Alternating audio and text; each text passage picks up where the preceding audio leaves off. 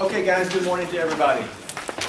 The test will not be returned until Friday for certain circumstances. The key will be posted this about lunchtime today. About noon, it will be posted upstairs in the glass case as you walk down towards the lab. Test will be returned on Friday. I can return lab reports at the end for those who did not pick them up during office hours this week. For the Friday lab. Any questions about lab this week? There's a video about the recrystallization on the YouTube page. Any other questions about lab? Lab reports due when you come to lab this week, unknowns. Intro to alkenes, intro and nomenclature by video.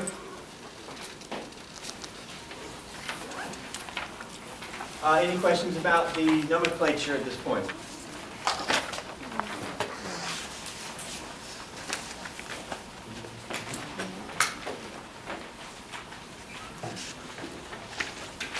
Okay, physical properties of alkenes. As you'll see in the nomenclature, these alkenes are stereoisomers, and one is called cis, one is called trans. Of the two, cis or trans, which has the highest boiling point?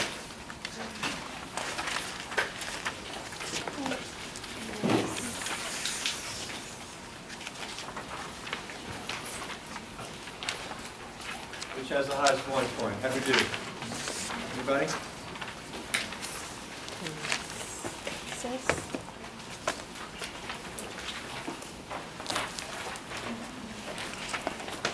Highest boiling point. Cis. Cis?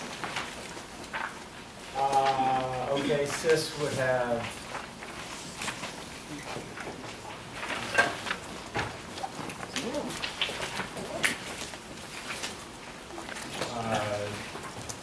two individual dipoles, a net dipole like this. These two dipoles cancel each other out. Nonpolar. This is polar with a net dipole in this direction here. Polar, nonpolar, right? Highest boiling point would be which one? The polar one, right? Yes. Highest boiling point would be cis because it's more polar. Which one's more soluble in water? Which one? The more polar one, right? Cis one, more polar. Which one's most stable?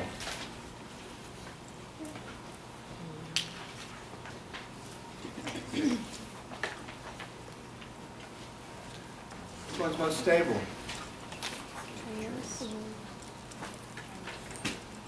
Trans. Right?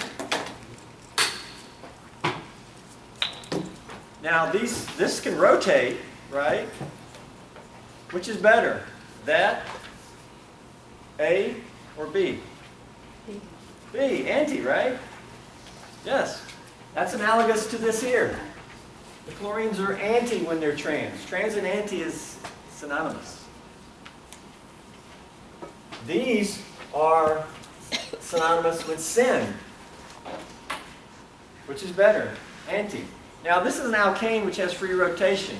Can these two guys rotate? Can the two chlorines there rotate? That's a pi bond here. If that was a pi bond, can it rotate? No, it cannot rotate. Because of that, these are two different compounds, right? Covered in the nomenclature.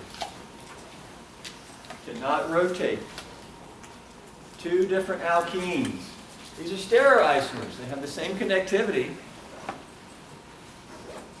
They both have the same exact name, 1,2-dichloroethene. They only differ by a stereochemical descriptor. One is called trans, one is called cis. Stereoisomers only differ by stereochemical descriptor. Stereoisomers have the same name because they have the same connectivity, just different orientation of the groups. That comes with a descriptor at the front of the name. It's all in the nomenclature video, I think. Let me know if it's not. Most stable, the trans. Because the big chlorines there, how big are these chlorines? What if they were iodines? If they were iodines, they'd be pretty darn big, right? Well, they're clashing together here a little bit. making it less stable. Those electrons like, I don't want to be next to you. Which one down here is most stable? First off, are these stereoisomers? Are these two stereoisomers? You should be able to answer that. Which one's most stable? Well, this is a transalkene. This is not a transalkene. This is just a monosubstituted alkene. Disubstituted, monosubstituted. Here's the alkene. How many substituents? Methyl, methyl. Here's the alkene. How many substituents? Just an ethyl. One substituent. Which is most stable?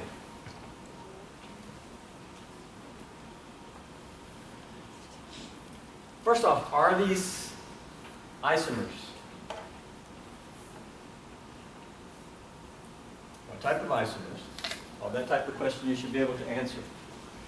The same question is asked below down here. Actually, just repeating it. Well, let's ask the question about these four. Here are four different alkenes. Which one of these four is most stable? First off, recognize that they're all isomers, constitutional isomers. They're not stereoisomers of each other.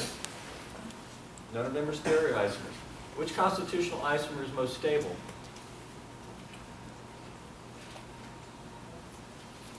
Turns out that this one is most stable. On the far right. Why? Why? It's shown down here. It's based largely on the strength of the carbon-carbon bonds. This table shows the different carbon-carbon bonds. First off, they all have an sp2, sp2. Sigma bond. Sigma bond. Because that's the first bond of every double bond. sp2 hybrid making sigma bond. Boom, boom, boom. They all have that. One of those. The difference comes down here. Carbon-carbon bond from a sp2 to sp3 versus a carbon-carbon bond sp3 to sp3. Which bond is going to be stronger? Top or bottom? Top. This is a stronger bond. Okay? Of these two, this is a stronger bond. Well, this guy has four of those stronger bonds. We'll count them. This guy has 0 of them.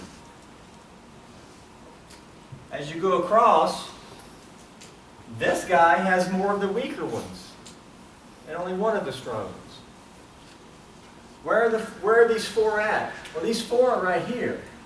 A lot of times I will highlight bonds with a little zig line. Those are the four because this carbon's sp3, it's using an sp3 hybrid. That carbon's sp2, it's using an sp2 hybrid. And so this bond is an sp2, sp3 overlapping. And we got 4 of them, that's highlighted. This one, you only have 3 of them. The other carbon-carbon sigma bond is this one. And that's here, sp3, sp3. So this one only has 2 of the strong ones, and it's got 2 of the weaker ones. And this one only has 1 of the strong ones. This guy has more of the stronger types of carbon-carbon bonds. That's why it's more stable. How do you recognize this, though? How many substituents does this alkene have? The alkene is right here. How many substituents on the alkene? 4. 4 methyl groups in this case. We call that tetra-substituted. 4, tetra. How many substituents on this one? 3. The zigzag line shows the substituent, the carbon substituent. We don't count an H as a substituent. Not considered a substituent. Tri-substituted. What is this one? Di-substituted. And this one is mono-substituted. Typically, we look for carbon substitution Okay? We can clarify that. Here's the take-home answer. If you're looking at isomers, these are all isomers because they all have the same formula. What's the formula real quick? 1, 2, 3, 4, 5, 6. C6H what? That's right, 12. C6H12, right? How did I count the H's so fast?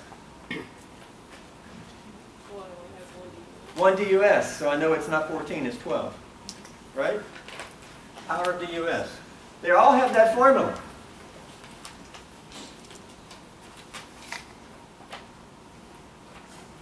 These are all constitutional isomers, right? This one's more stable. What other questions can we ask about these four? Which one would have the lowest heat of formation? What is a heat of formation? Which one would be the lowest?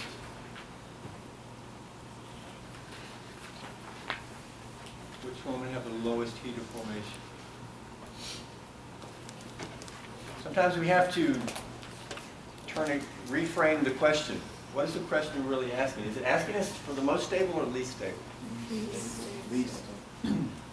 Lowest heat of formation. Said least stable? I think it's actually asking for the most stable. The most stable compound would have the lowest heat of formation. Is it basically asking like what of the lowest amount of heat that it would take to form that compound?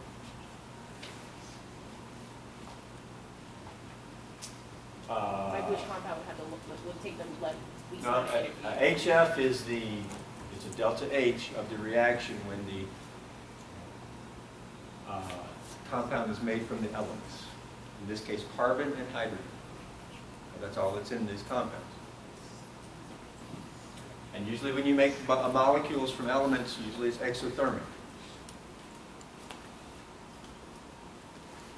Exothermic would give you a negative delta H. And lower would be even more negative. Which is lower? -5 or -10? -10 would be lower.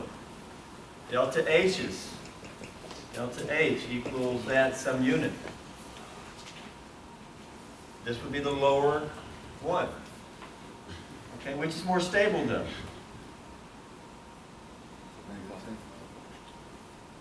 This is more stable. Because when this was formed, more heat was released.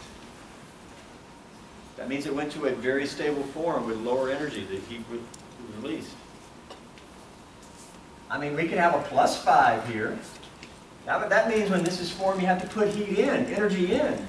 So if you have to put energy in, is this going to be stable?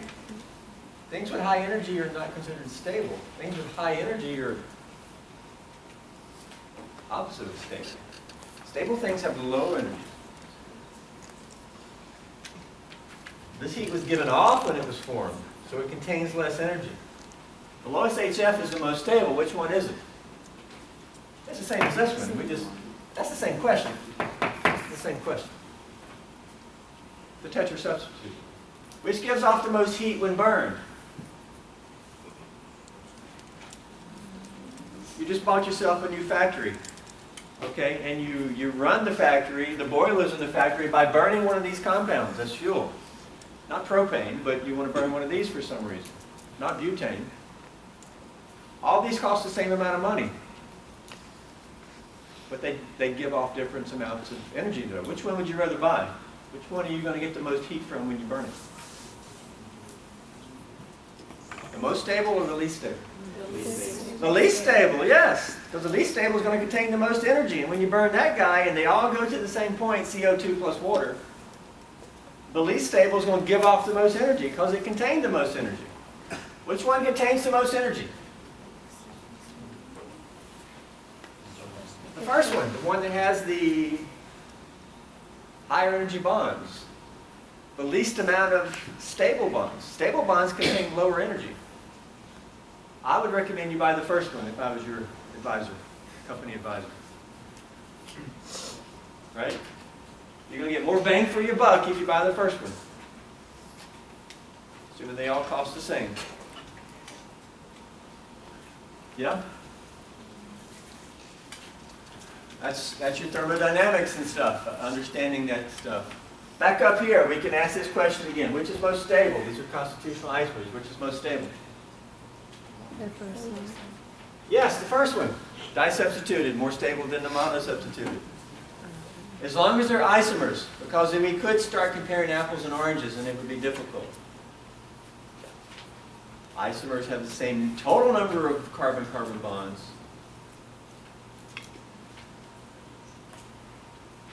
The first one's most stable. Okay, that type of thing should be discussed in your textbook. Alkenes, a couple of miscellaneous things. Good time to show. You ever heard of saturated fats? Anybody eat McDonald's for breakfast? Saturated fats, right? Okay, here's a saturated fat. Saturated fatty acid. Okay, here's your carboxylic acid. The rest is considered fatty. Hydrocarbon. Hydrophobic. Lipophilic. Slang term for that is fatty. Okay? All this hydrocarbon. That's what a fatty acid is. Some carboxylic acid. By the way, some fatty acids could have sulfonic acid head groups, but most of them have carboxylic acid head groups. And then the fatty side chain. Okay? Fatty acids are not as good for you as others. Well, the main reason is because of melting point. This guy's a solid at room temperature. It's also a solid in your body, or it tends to be more prone to being solid and thus clogging up your arteries. These down here, on the other hand, what's the difference? They have one alkene in them, in the side chain. That's a saturated fat. It's all saturated. By the way, when we say it's all saturated, we're referring to the side chain. Because overall, there is 1 degree of unsaturation. So next time you and your friends are talking about saturated fats, you can be a little, that's right. And you can say, you know, a saturated fat really does have 1 degree of unsaturation. And then they'll go, what? Yes. Okay, but an unsaturated fat has unsaturation in the side chain, for example, here. Now, this one only has 1 degree of unsaturation. That's why we might call it monounsaturated. Ever heard the term? It's crazy, right? Monounsaturated. There it is right there. All right? What do you know about the boiling points of monounsaturated fats? They're lower. Less likely to form solids in your arteries. Why are they lower? Well, first off, usually monounsaturated fats have cis alkenes. And the cis causes a kink in the chain. See, that can be very linear, just zigzag, zigzag, zigzag, antibonds, antibonds, antibonds. Once you put a cis alkene, it creates a kink in the chain. What's the difference? These guys can lay flat and they can stack on each other.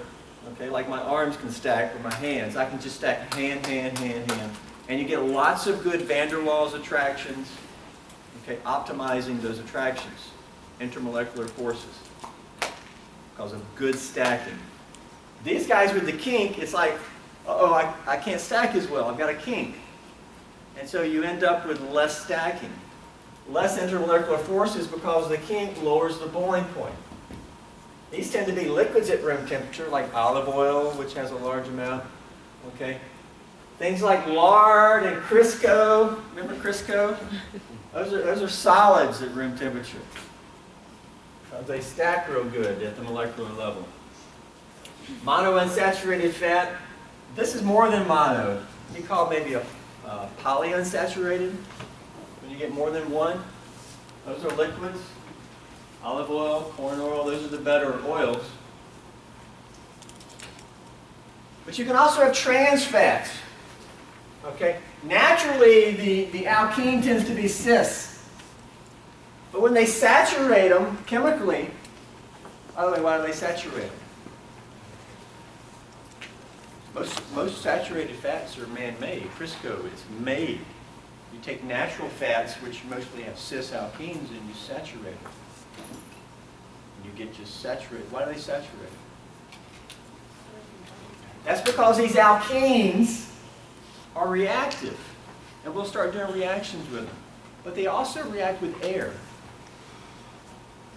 And so they're not as stable. You leave olive oil out, it'll start reacting with air and become a little putrid. It won't last as long. You have to change your oil more often. Saturated fats will last forever. They don't have as much reactivity. They last forever, but they clog your arteries. What do you want? But when you saturate them, sometimes the cis alkenes can go to trans. Or sometimes they can occur naturally. Problem with the trans alkenes is the trans alkenes actually just naturally increase the boiling point. Don't have time to get into why. It's because of the polarization of the alkene a little bit. Even though it does have a cis in there, the boiling point tends to be higher when you've got trans alkenes. That's an overview of that, and that's sort of the terminology. You may have heard all this terminology before. Hopefully now it kind of makes sense chemically more, right? Saturated, unsaturated, cis-trans, nomenclature video. Cis-trans, what's the other places? Here's some other just warm-up type stuff. Applications. 2 different drugs. One is cis, one is trans. That drug's given as a mixture. On the back. On the very back is some refrigerants. Heard of Freon? Okay. There are other refrigerants like that. Small fluorinated compounds.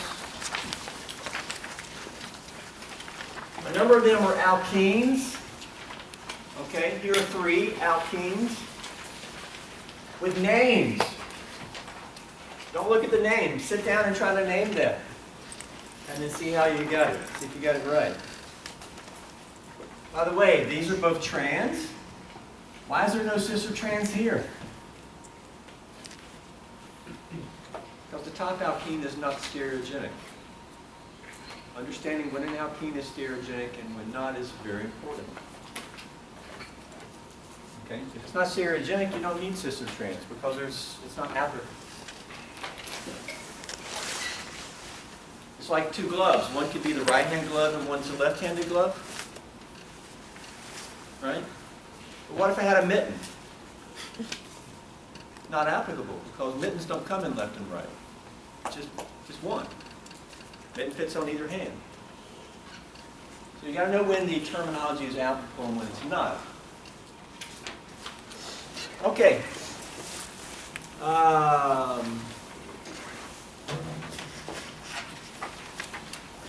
The thermodynamics, I'll send out sort of an answer key to some of those questions with your calculation. You get your calculator fired up.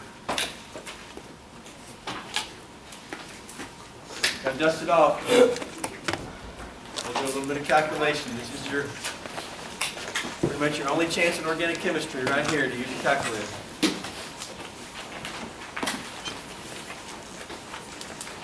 Okay, the other 2. Green is our outline, and then we've got the other one which you printed yourself.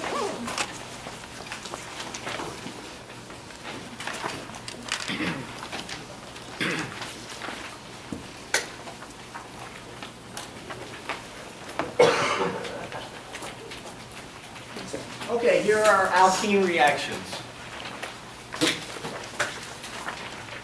Alkanes don't have much reactivity. We mentioned that you can burn them, and you can do radical halogenation. Okay? Alkenes, on the other hand, high bond, much more reactive, and we can do lots of chemistry with alkenes. Here's an overview of the reactions we'll be looking at. Okay? This may look fairly daunting at first. That's because we're just beginning. It's a lot of reactions, but this is typical. organic chemistry across the country, students are learning alkene reactions. Very fundamental, important part of organic chemistry. We're going to be taking it up a notch because now we're going to start really using mechanisms. The acid-base mechanism, which I tried to get you to learn and use to predict acid-base reactions, was a starting point. We will learn mechanisms for these reactions. And I highly suggest you understand mechanisms and use the mechanism. Otherwise, you're just going to be memorizing, and that will not take you far. Just like in math, you usually want a formula to help you solve a math problem. If you don't have a formula in math, I don't know how you would do it. I don't know how you would do this chemistry if you don't understand mechanisms. On the test, I saw some people showing a mechanism for the acid base, and the mechanism was very faulty, incoherent, wrong. And of course, finally, those students then got the acid-base products wrong. I think because you just don't understand the mechanism. If you understand the mechanism, you will see there is lots of consistencies here. And instead of it being 20 different reactions, it's only like maybe 2 different mechanisms, and you can do them all. It's all very doable with hard work and understanding the importance of mechanisms. And asking questions and not getting behind, etc., etc. Okay. I mentioned headings. The first reactions we'll start with will be with H plus as the electrophile. They're all going to involve a carbocation. First reaction we'll look at is here. We'll sort of go in order. Reaction of an alkene. This is just a model alkene. It happens to be a ring. It doesn't have to be. Reaction with HX. To give what type of compound? Here. Where are the bonds at? Okay. We'll start there. Now the other handout, the one you printed,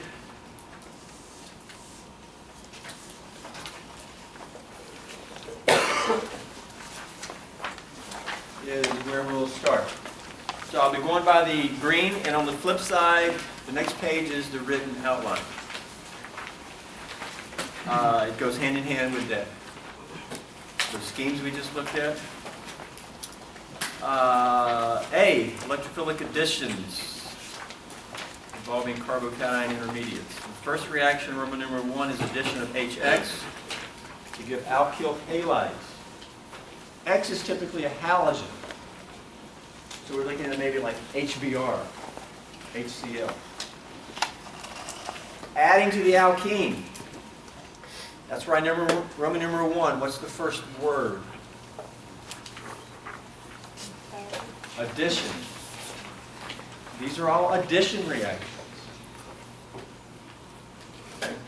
All this terminology is very important because it sets the stage.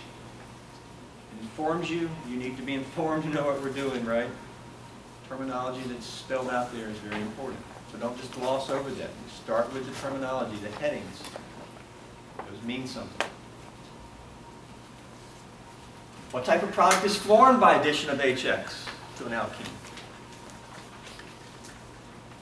Right there in the heading. Alkyl halide. What's another term or word for this reaction? I put it in parentheses. Hydrohalogenation, because you're adding a hydrogen and a halogen. Okay? The headings are very important for information that you need to know. You need to know it because you need to know what we're doing. The terminology is also important. Okay, let's look at this reaction. We'll look at the various things there, including the mechanism and the rate-determining state. Not state, but rate-determining step. Okay, here we go. Addition of HX to alkenes. We got an alkene. We can add HBr. Okay. Here's a product.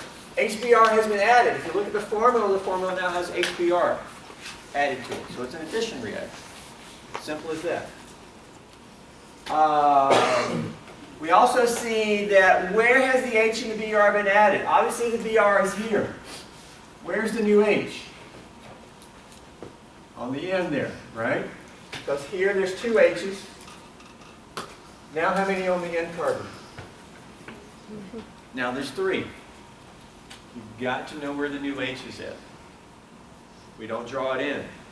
You've got to know where it's at. And very commonly you guys don't know where it's at. All right? And so HBr has been added. We also say it's been added across the pi bond because this used to be the pi bond. And so the two carbons that used to be the alkene, one now has an H and one now has a Br. The terminology, the HBr has added across the pi bond or to the pi bond. Importantly though, why is the Br here and not over there? That is, why did we add the Br here and the H there? We need to understand that. So, let's look at the mechanism for this reaction. Here's your alkene. First off, the HBr is polar. The hydrogen is partial positive. So the hydrogen is electrophilic.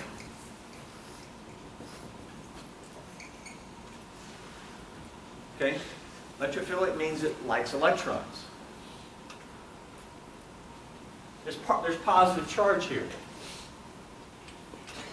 If my fist is electrons, this H is going to want to be attracted to the electrons, or it will attract the electrons here. Electrons are attracted to electrophiles. Electrophiles like electrons, okay? Because it's partial positive. That's different from electronegative. The bromine is electronegative, but because it's electronegative, its partial charge is minus. And a minus atom is not going to like electrons, because minus doesn't like minus. The H is what likes electrons. That's why we call it the electrophile. Okay, now the pi bond is electrons. These two electrons here, because they're in a pi bond, they're not held that tightly. Pi bonds are relatively weak.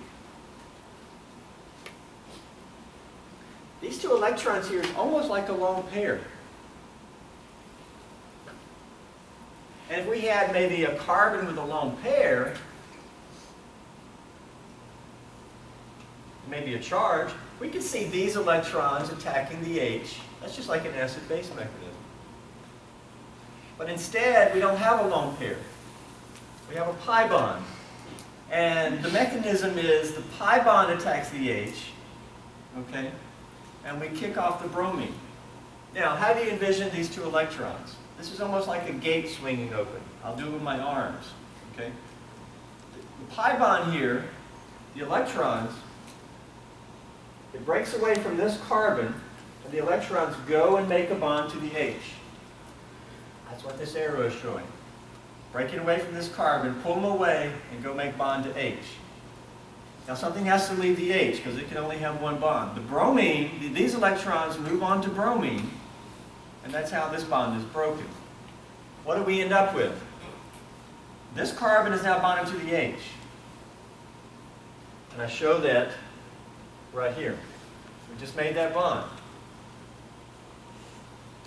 These electrons move on to bromine as the fourth lone pair. Well, now you've got a bromine with 4 lone pairs. The arrow movement shows everything. Importantly, though, this is now a carbocation. Charge. Here's my double bond. Here's that carbon over there. Okay? And here I'm the other carbon. I break away and go bond to the H. I'm now bonded to the H. So this carbon is now bonded to the H as I swing open. This carbon over there no longer has the pi bond. So it only has 3 bonds now because this is no longer a pi bond. It's no longer a fourth. 3 bonds. Well, that's going to make that a positive charge. Okay? So that's how you get to this point.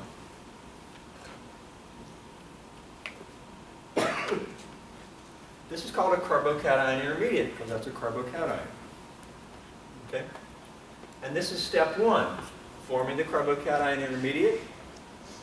Br minus is here.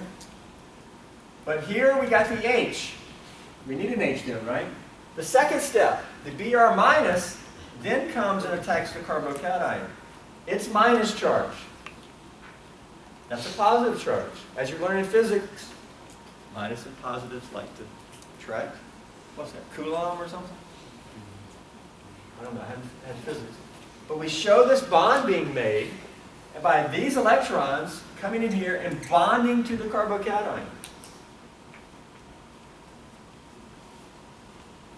And now, the bromine has 3 lone pairs. The 4th lone pair is now bonding pair. Bonding to the cation, the carbon now. And that's how you end up with the final product. 2 steps. Okay? We covered this. Br minus is a nucleophile. What's a nucleophile like? The nucleus. A little bit vague here, but the nucleus is positively charged, right? Protons in the nucleus. Nucleophiles like positive. See, this could have said positive file or something. It's been called nucleophile. They like positive. Wouldn't a Br minus like a positive? Minus is like positive. That's why we call it a nucleophile. So it's acting as a nucleophile. It's attacking the electrophile. Do you agree that this thing is going to like a negative? That's the terminology we use. Electrophile and nucleophile. Okay, we could do this alternatively over here. We know that HBr is ionic in some cases. It's okay to just show this ionically to begin with if you want. I'll do it sort of both ways, probably more like this. If you do it like this, it's really the same thing. This just attacks the H+. You've essentially already ionized it. This attacks and you get the bond made to cation. You already have the Br minus if you just start with it ionized. 2-step mechanism. 2 elementary steps. Right? Reaction coordinate diagram. We talked about how to draw these, so let's put it in action here. We have reaction progress. And we have here some type of energy. It's okay like that. We're going to plot our organic starting material, organic intermediates, and organic product. We started with an alkene. Okay. Let's call the alkene A. Let's call the carbocation intermediate B. And the final alkyl halide, call it C. So we just put ABC here. A is here. Doesn't matter where you put it. Relative. The next one relative to this one. The carbocation intermediate. Okay, it's formed along the pathway here, but let's say we're going to put it here. Energy though, higher than the starting, lower? Where would we put it in terms of energy? It's a cation. Okay, charged species is typically going to be higher in energy than the neutral. It's charged. Carbon no longer has an octet. That's not as good. And anytime you say not as good, you're saying it's higher energy. Yeah, carbocation is higher in energy. So let's call it up here. We'll get the hang of these. We'll practice them. And then C. Where do you want to put C at? Product. Lower than B or even higher than B? Where would you put it?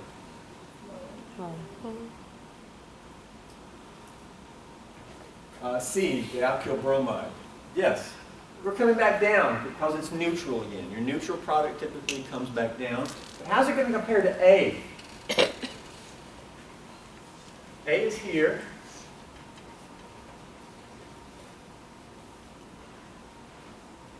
Have to get your calculator out. Bonds broken versus bonds formed. And you could everybody use a calculator to determine which is higher energy? Yeah. But you can also qualitatively assess this. What did we do here? What was broken? Pi bond was broken. What was formed? 2 sigma bonds were formed. A sigma bond CH and a sigma bond CBr. think we went to stronger bonds or weaker bonds? We went from 1 pi bond to 2 sigma. Stronger. Sigma bonds are stronger. Since we made stronger bonds, do you think we're now higher in energy than A or lower in energy? No, stronger bonds have lower energy, right? Stronger bonds have lower energy. That's why they're stronger. A high energy bond is weak. It's like, I'm ready to break. So I would put C more like this, okay? 2 sigma bonds form. Again, you can get out your calculator and you can prove me right or wrong here. I think I probably will get it right. All right, here we go. So when we do the reaction coordinate diagram, do we just do that in terms of the pathway? No, we have a transition state, right? Something like this. We fall into this intermediate well. That's the first step. Then the second step, when we go from B to C, we have a transition state, right? Do you think this transition state is going to be high, or is it going to be a little low? Well, based on the Hammond postulate, this is a low energy outcome. The transition state leading to it should be probably low, yeah. So it's just going to be sort of low.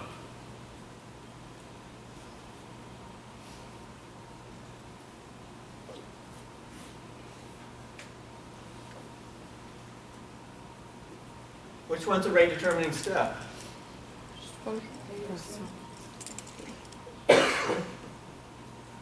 Rate determining step there, yeah? First step. What is the first step? What's the description or the name of the first step? Or how would you describe it? What happened in the first step?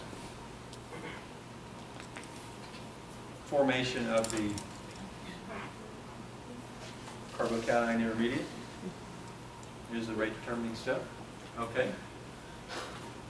What's the name, or how would you describe the second step? Nucleophilic addition of the Br minus to the carbocation. Want to go with that? Okay. You've got to be able to discuss. Because if you can't discuss in your own mind, how are you going to discuss with someone else? Or you got to have terminology. Okay. What do you want to call this step? It's not rate determining, but fast step, right? Compared to this.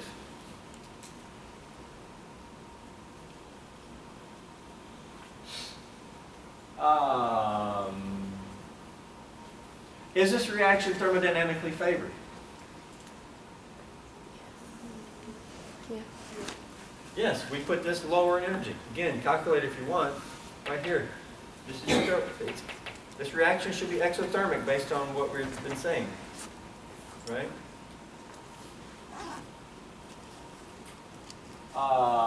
Rate determining step is the first step. Is this reaction kinetically favored? I'm sorry, not kinetically, but entropically. Entropy. Is it favored by entropy? No, why not?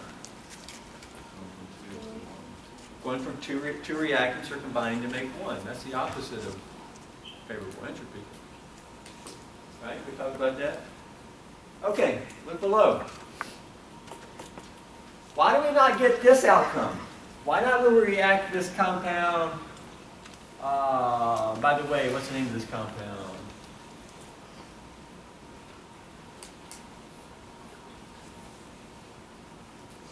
2-methylpropene? Is that the name of it? It's got some name. Why when we react this compound with HBr do we not get this? I want to leave this up here. Don't let me erase it. Why do we not get this outcome? That is with the Br over here. By the way, terminology. Here the Br is on primary carbon. Is that a primary carbon? Yes. And up top the Br ended up on what type of carbon? Tertiary. Why does it end up on the tertiary carbon here and not the primary carbon? Carbocation wants to be on the tertiary over a primary. You've been reading. Supplemental. Okay. It all has to do with which carbocation we form.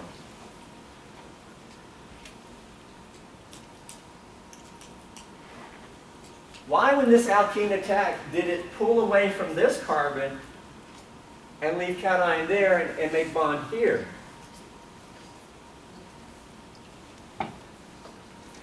Why did we not instead do this way? I'm going to pull away from that carbon and go make bond over here, leave that carbon without a bond. And if we did that way, okay, if we pulled this way, okay, here we go.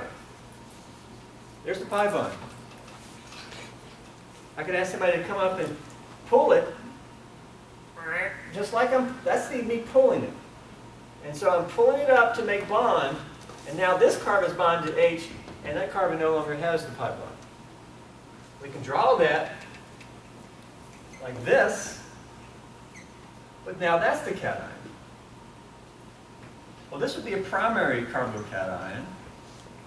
The one we showed was tertiary. Which one is more stable? Tertiary. Why? This is the carbon that's positive. It has 3 rich friends. sp3 carbons we know donate. How many rich friends does this cation have? It's only got 1 carbon, sp3 carbon bonded to it. Which is better off? Carbocation with 3 rich friends, or carbocation with only 1 rich friend donated? Tertiary carbocation is better. Okay? Let's call this cation F. Okay? I chose F because it's failure. No good. Bad. Where would we put F on here if we wanted to kind of show it in there? How would it compare to B? Well, we just said it's worse. F would be up here. Okay? You see, this reaction can go 2 different ways at the beginning. And if we theoretically plotted this, the first step would look like that. So this reaction has a choice. Which way is it going to go? Is it going to form B or is it going to form F? B. B. It's going to form B because it takes less energy. And I'll sometimes say this. You ever seen water rolling down the road after rain? Here comes the water. And when it comes to a fork and there's 2 roads and one's going uphill and one's going down, which way does the water go? Why does it go uphill? It's just so simple, right? It goes downhill. I mean, the reaction pathway, the reaction, the electron doing its stuff is going to go here. That's why you get the outcome we got, and you don't get the one below.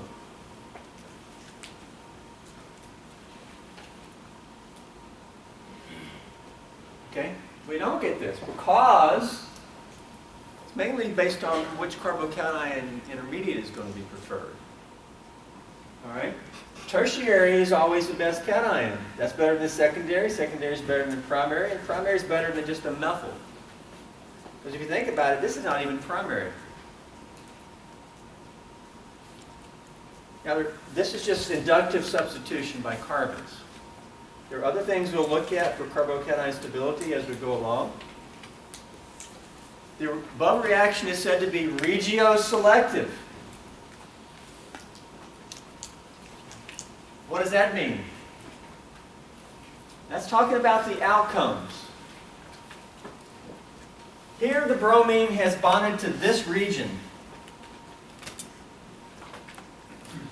Okay?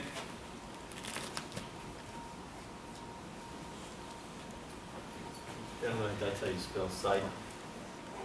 Bromine bonded to this side of the molecule, this place in the molecule. That's called the region. It bonded to this region. Where up there it bonded to a different region. It bonded over here to that site.